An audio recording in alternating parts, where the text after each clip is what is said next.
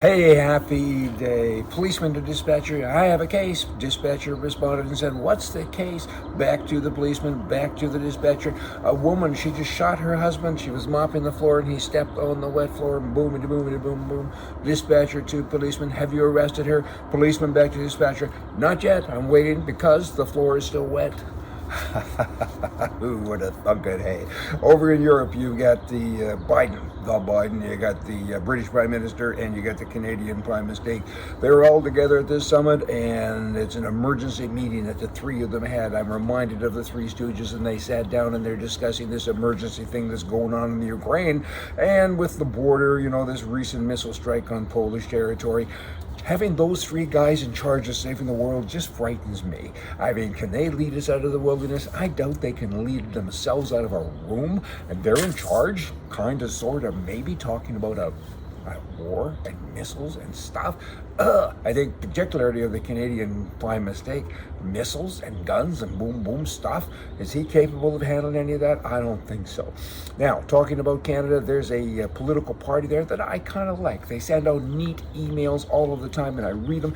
There's a lot of good takeaway. It's the Christian Heritage Party, and I want to just give you a little excerpt from a recent email that I got. And they say this: in Canada, with our first past the post system with multiple parties on the ballot, with mainstream media bought and paid for by an entrenched, all-powerful government, with young, first-time voters having undergone 12 years or more of politically correct indoctrination in the public school systems, it should come as no surprise that winning seats and forming governments are daunting tasks and difficult to achieve.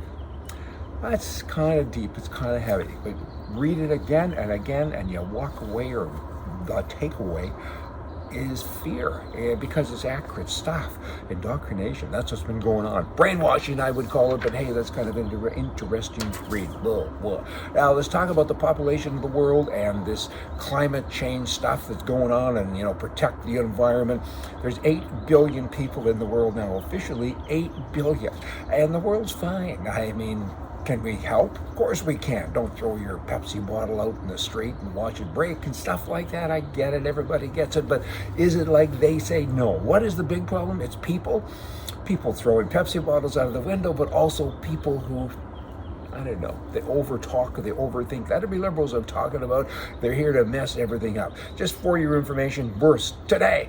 Today in the world, there's going to be over 300,000 babies born. And there's also going to be about half of that number, 154 actually, deaths today.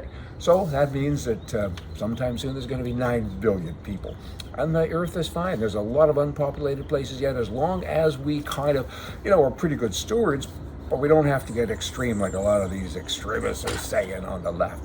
I've often said this line: it's not who votes that counts, it's who counts the votes that counts. I say that a lot.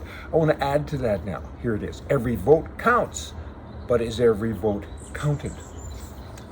Hey, isn't that just something from your wiser advisor? Shocking information. Then you have this reporter, her name is Jo Reed, and she says racism is proximity to whiteness is why DeSantis in Florida is popular with Hispanics.